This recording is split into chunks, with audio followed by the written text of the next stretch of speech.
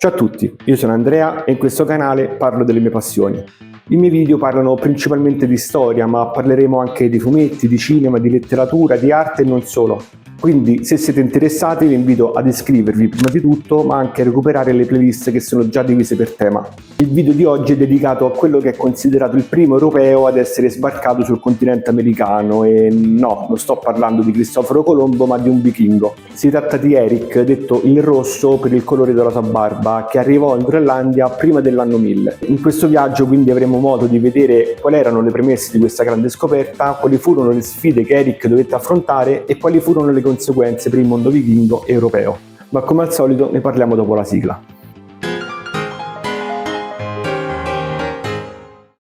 La nostra storia inizia nella Norvegia del IX secolo d.C., periodo nel quale l'intero territorio era frammentato in numerosi regni locali che si facevano guerra tra di loro. La situazione cambia nell'872, quando Harald Bellachioma, chiamato così per la sua folta capigliatura, intraprende delle guerre contro i potentati locali e unifica la Norvegia, diventandone il primo sovrano. Come re di Norvegia, Harald promosse una serie di leggi e di riforme che servivano a dare una maggiore stabilità a un regno molto disomogeneo e quindi volte a creare una forte identità nazionale. Tutto questo però andava a discapito dei vecchi valori tipici del mondo vichingo, tant'è che volle sostituire gli antichi dei con il cristianesimo. La politica di Harald era caratterizzata anche da una forte pressione fiscale e da una radicale trasformazione della società, che ovviamente attirò dissensi in tutto il regno. Quindi coloro che si opposero a questo progetto di rinnovamento presero la via dell'esilio e cercarono di ricostruire altrove questa società che rischiava di andare persa per sempre. La terra designata a questo scopo era l'Islanda, un'isola completamente disabitata che il suo scopritore Thorolf aveva descritto come piena di foreste e di fiumi e mari pescosi, ed era quindi ideale per fondare una nuova colonia. I vichinghi infatti erano sì grandi esploratori e guerrieri, ma soprattutto erano coltivatori e allevatori. Quindi una volta che si scopriva un nuovo territorio si cercavano subito le condizioni per cercarvi di rimanere in pianta stabile. Le prime ondate migratorie verso l'Islanda avvennero nel giro di pochissimi decenni, dall'874 al 930, anno nel quale l'isola arrivò a contare 30.000 abitanti. Non si trattava solo di norvegesi, ma anche di uomini e donne provenienti da Scozia, Irlanda e isole britanniche. Il 930 è anche l'anno in cui l'Islanda diventa uno Stato, che aveva come organo supremo il Ting, un Parlamento che si riuniva ogni anno. Prima di proseguire e conoscere Eric però dobbiamo fare una piccola parentesi e cercare di capire come conosciamo tutto questo. I popoli vichinghi infatti erano illetterati e quindi non hanno lasciato niente di scritto dei loro viaggi.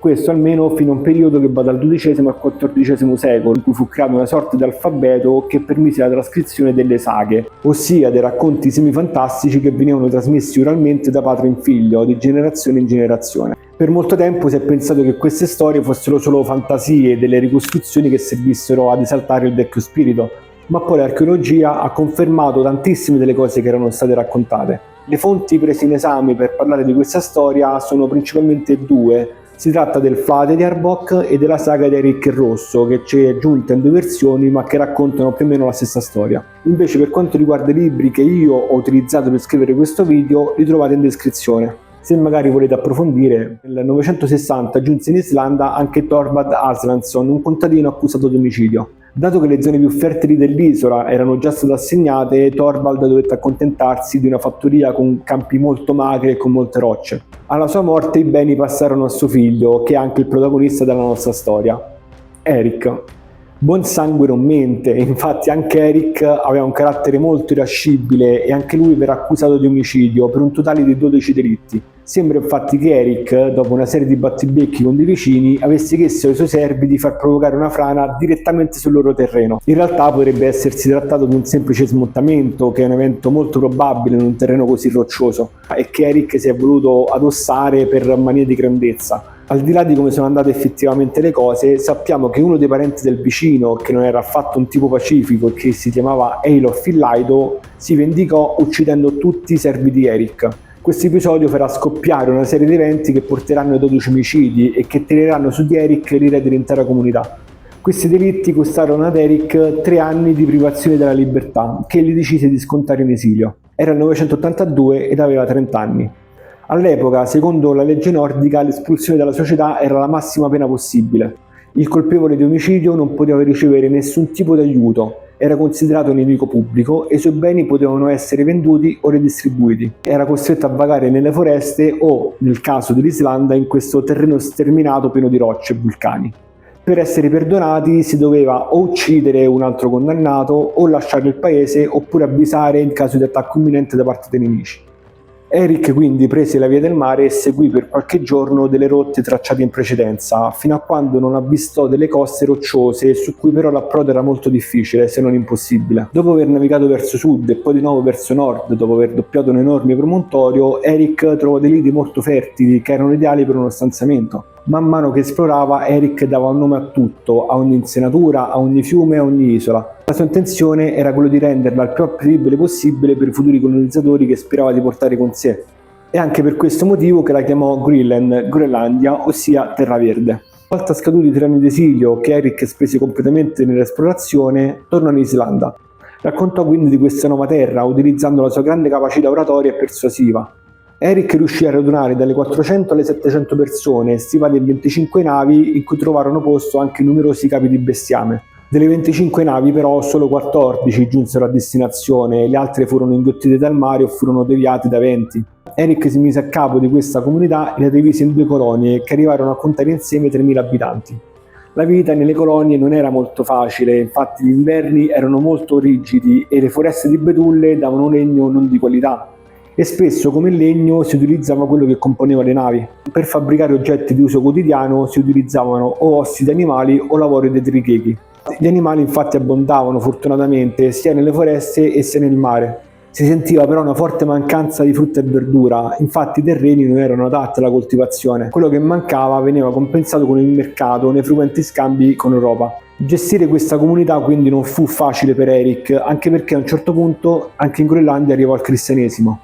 A introdurlo era stato suo figlio Leif, dopo che re Olaf di Norvegia gliene aveva parlato in modo molto positivo. Leif quindi ritornò in Groenlandia e iniziò a predicare il cristianesimo, provocando l'ira del padre. Eric infatti lo giudicava deleteria per i virtù guerrieri e per la virilità vichinga. Si ritirò allora in vita spirituale mentre la moglie si convertì fondando addirittura una chiesa. La colonia quindi andò scemando e fu affidata a Leif, che sarà invece il primo europeo a sbarcare direttamente sul continente americano, in Terranova. Ma questa è una storia che tratteremo in un altro video, se non 2, perché è veramente lunga. Per quanto riguarda Eric, invece, c'è una domanda. Perché in questo caso non si può parlare di scoperta e quella di Colombo sì? Se consideriamo la scoperta come un evento che coinvolge nuovi mondi, per gli europei la spedizione di Colombo è quella che ha avuto il maggiore impatto storico. Il termine scoperta però può essere fuorviante perché suggerisce che quelle terre fossero sconosciute prima dell'arrivo degli europei, ignorando le culture e le civiltà indigene già presenti. In sintesi, mentre Eric il Rosso scoprì e colonizzò alcune parti dell'America del Nord, Cristoforo Colombo avviò un processo di esplorazione e colonizzazione su scala europea che cambiò radicalmente il mondo. Questo aspetto ha alimentato infatti un dibattito storiografico in corso. Molti storici contemporanei infatti rifiutano l'idea di scoperta in favore di un ribaltamento di prospettiva che riconosce la complessità delle interazioni culturali e storiche tra Europa e Americhe. Con questo è tutto, io vi invito a mettere mi piace se il video vi è piaciuto e di lasciare un commento e dire la vostra su questa scoperta. Vi invito inoltre a iscrivervi al canale e di consultare le informazioni per vedere i testi dal quale ho attinto. Detto ciò vi ringrazio per l'attenzione, quindi ci vediamo alla prossima. Ciao a tutti.